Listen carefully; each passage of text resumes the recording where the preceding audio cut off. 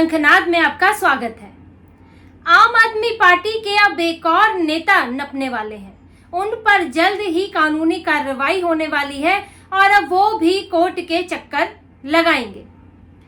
दरअसल आम आदमी पार्टी के सभी नेताओं को अरविंद केजरीवाल से एक बीमारी लगी है और ये बीमारी है झूठ बोलने की। कुछ भी किसी के भी बारे में कोई भी झूठ बोल दो, कोई भी अपमानजनक टिप्पणी कर दो और अगर सामने वाला कोई प्रतिक्रिया नहीं देता है तो मामला आया गया हो जाता है और अगर फंस जाओ तो माफी मांग लो।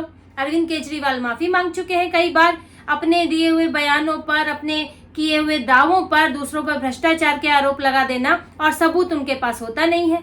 अब इसी से ही ग्रस्त सौरभ भारद्वाज ने उपराज्यपाल वीके सक्सेना के बारे में ऐसी अपमानजनक टिप्पणियां कर दी जिस पर अब वो फंसते नजर आ रहे हैं। उन्होंने एलजी के बारे में उनको जनता के पैसे का दुरुपयोग करने वाला, जनता के पैसे का फायदा उठाने वाला और प्रोपेगेंडा फैलाने वाला, इस तरह की बातें उनके लिए कर दी कि इस पर एलजी ने सख्ती से संज्ञान लिया है और कहा है कि अब सौरभ भारद्वाज पर कार्रवाई होगी। दरअसल एलजी ने अपने सोशल मीडिया हैंडल के लिए एक टेंडर निकाला है। उसे संभालने के लिए करीब 1.5 करोड़ का ये टेंडर है, जिसका काम होगा कि दिल्ली से जुड़ी हुई योजनाओं और दिल्ली से जुड़ी हुई जरूरी बातों को सोशल मीडिया के जरिए लोगों तक पहुंचाना, उपराज्यपाल के संदेश को लोगों तक पहुंचाना, ये काम होगा उस सोशल मीडिया हैंडल का, जिसको संभालने के लिए किसी कंपनी को हायर किया जा रहा है।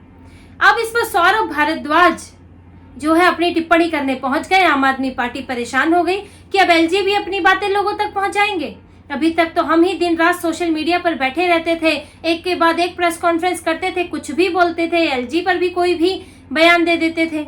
लेकिन अब एलजी भी अगर सोशल मीडिया पर आएंगे तो उनके फर्जी बयानों के तो सच हकीकत सामने आ जाएगी। तो सौरभ भारद्वाज परेशान हो गए और उन्होंने एलजी पर बयान दे दिया कि ये 1.5 करोड़ रुपए जनता के पैसे की बर्बादी है। एलजी जो है वो संवैधानिक पद पर है, उन्हें सोशल मीडिया की क्या जरूरत है।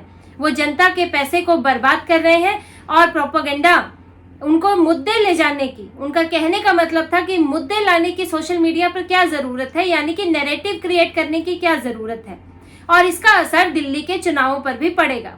सौरभ भारद्वाज ने ये बातें कही जिस पर एलजी ने जवाब दिया कि ये बेहद ही अपमानजनक टिप्पणियां हैं, मान की हानि करने वाली है और ये भ्रामक है, झूठी है और इसलिए अगर इस पर सौरभ भारद्वाज के खिलाफ इसके लिए कानूनी कार्रवाई की जाएगी। एलजी इस पर विचार कर रहे हैं और इस पर कोई कानूनी कदम उठाएंगे तो एलजी इस पर कोर्ट जा सकते हैं, उनके खिलाफ एक्शन ले सकते हैं और उनके ऊपर मानहानि का दावा भी कर सकते हैं।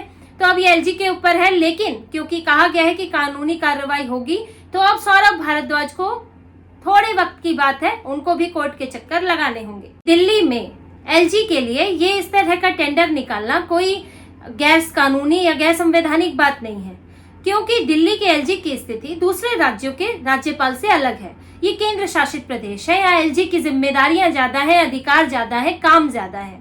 एक तरह से एक पैरेलल ऑफिस चलता है। दिल्ली सरकार काम कर रही है, उसके साथ एलजी काम कर रहे हैं, दोनों को ही लगभग बराबर उनके पास जिम्मेदारियां हैं। तो जब दिल्ली सरकार अपने काम को लोगों तक पहुंचाने के लिए विज्ञापनों का सहारा लेती है, सोशल मीडिया का सहारा लेती है, ताकि लोगों में जागरूकता भी आए और उन तक सही जानकारी पहुंचे, तो यही काम अब एलजी भी कर रहे हैं। क्योंकि एलजी के पास, एलजी भी कई प्रोजेक्ट्स हैं, उनकी मंजूरी देते हैं, कई परियोजनाएं चलाते हैं, उनके जिम्मे भी इस तरह की जिम्मेदारियां भी हैं जो दिल्ली सरकार के पास भी नहीं है। उनकी मंजूरी की जरूरत पड़ती है कई फाइलों में। तो ऐसे में वो भी अपने सोशल मीडिया अकाउंट के जरिए लोगों तक सही बात पहुंचाना चाहते हैं, लोगों तक उनकी जानकारी भी बढ़े और उनकी सही जानकारी उन तक पहुंचे।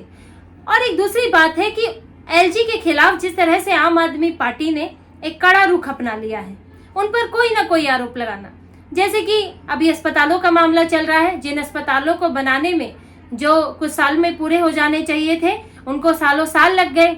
अब उनमें नियुक्तियों की बात है, तो जब नियुक्तियों के लिए बजट ही नहीं है तो फिर नियुक्तियां होंगी कहां से। इसका आरोप इन्होंने एलजी पर लगा दिया कि एलजी जो है उन्होंने पदों की भर्तियां नहीं की। अभी ये सोशल मीडिया का ही मामला लेते हैं तो आम आदमी पार्टी आए दिन एलजी को टारगेट करती है, निशाना बनाती है, उन पर ये आरोप भी लगाती है कि बीजेपी के कहने पर चल रहे हैं। तो एलजी ने इसीलिए उनके लिए इस तरह के सोशल मीडिया अकाउंट की जरूरत पड़ती है कि वो सही बात रख सकें, क्योंकि आम आदमी पार्टी तो खुद बहुत तेज है इस मामले में। तो एलजी कैसे अपनी बात रखेंगे? क्या वो मीडिया में उनकी बात को कितनी तवज्जो मिलेगी? क्योंकि वो तो न विज्ञापन देते हैं आम आदमी पार्टी की तरह, न अलग से पैसा खर्च कर रहे हैं। तो अगर उन्हें अपनी सफाई देनी होगी तो वो कैसे देंगे? तो इसलिए एलजी ने के ऑफिस ने ये टेंडर निकाला है सोशल मीडिया अकाउंट, जिससे जनता का काम हो और इस तरह की गलत राजनीति ना हो। लेकिन आम आदमी पार्टी तो इससे बेचैन हो गई है। और ये वो आम आदमी पार्टी है, टैक्स पेयर की बात कर रही है, जनता के पैसे की बात कर रही है, जिसने खुद करोड़ों करोड़ रुपए विज्ञापनों पर खर्च किए हैं। सिर्फ अरविंद केजरीवाल का चेहरा लगाकर फुल पेज एडवर्टीजमेंट देने वाली आम आदमी पार्टी और बड़े बड़े बोर्ड लगाने वाली, बड़े बड़े विज्ञापन देने वाली आम आदमी पार्टी आज टैक्स पेयर के खर्चे की बात कर रही है। जिस आम आदमी पार्टी ने एक साल में 500 करोड़ रुपए, लगभग 500 करोड़ रुपए विज्ञापन पर खर्च किए हैं, उसको सवाल, ये पैसा वो कहां से लाई? वो पैसा किसका है? वो जनता का पैसा है। उपराज्यपाल ने जब सौरभ भारद्वाज के बयान पर सवाल उठाया तो उन्होंने एक जानकारी भी दी कि वो आम आदमी पार्टी है जिसने साल 2019 से लेकर साल 2023 तक विज्ञापन पर 1900 करोड़ रुपए खर्च किए हैं। यानी कि करीब करीब हर साल 500 करोड़ रुपए खर्च किए गए हैं विज्ञापनों पर। और ये काम आम आदमी पार्टी किसके पैसे से कर रही है? जनता के पैसे से। इन विज्ञापनों में कौन दिखता है? अरविंद केजरीवाल दिखते हैं। हर जगह अरविंद केजरीवाल को फिट कर दिया जाता है। यहाँ तक कि आम आदमी पार्टी पर यह भी आरोप लगे हैं कि दिल्ली से बाहर भी यहाँ के खर्चों पर विज्ञापन दिए गए, खासकर कि पंजाब में, क्योंकि पंजाब सरकार तो वैसे ही डूबी हुई है, पैसा होता नहीं है भगवंत मान सरकार के पास, तो दिल्ली से विज्ञापन दिए जा रहे हैं। यहाँ तक कि आम आदमी पार्टी पर सुप्रीम कोर्ट से भी डांट लग चुकी है। और ये मामला है रैपिड ट्रांजिट सिस्टम का। ये हाई स्पीड ट्रेनों से जुड़ा हुआ मामला था। केजरीवाल सरकार ने रीजनल रैपिड ट्रांजिट सिस्टम के लिए फंड देने से इनकार कर दिया था कि दिल्ली सरकार के पास फंड नहीं है। अब जब ये मामला सुप्रीम कोर्ट पहुंचा तो सुप्रीम कोर्ट ने पूछा दिल्ली सरकार से, आपने विज्ञापनों पर कितना खर्च किया है? तो केजरीवाल सरकार ने बताया कि 3 साल में विज्ञापनों पर 1100 करोड़ रुपए खर्च किए गए हैं। सुप्रीम कोर्ट सुन के हैरान कि 3 साल में 1100 करोड़। और तब आदेश दिया गया कि आप जब विज्ञापनों पर इतना खर्च कर सकते हैं तो बुनियादी ढांचे के लिए, ये इस परियोजना के लिए आप पैसे क्यों नहीं दे सकते? आप जल्द से जल्द 415 करोड़ रुपए कुछ महीनों के अंदर इस प्रोजेक्ट के लिए दीजिए। ये आदेश दिया गया और तब आम आदमी पार्टी को पैसा देना पड़ा। ये वो आम आदमी पार्टी है जो विज्ञापनों पर जनता का पैसा उड़ेल देती है। और ये पहली बार नहीं है।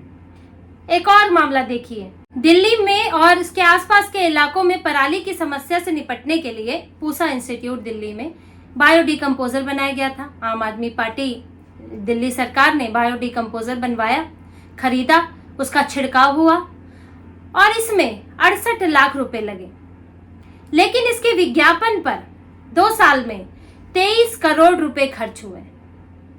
अब आप समझिए, जितने की परियोजना प्रोजेक्ट की कॉस्ट नहीं है, खर्चा नहीं है, उससे कई गुना खर्च उसके विज्ञापन पर हो गया।